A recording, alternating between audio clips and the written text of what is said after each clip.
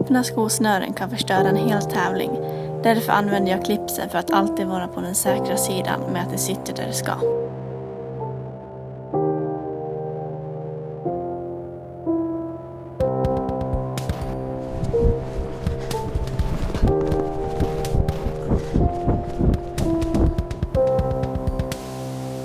För mig är clips ett självklart val.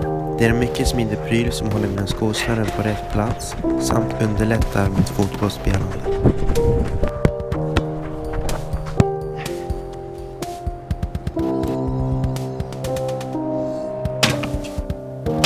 Fokus är alltid bågskytte. Klipsen håller mina skosnören på plats och gör att mitt fokus kan läggas på tavlan och min uppgift.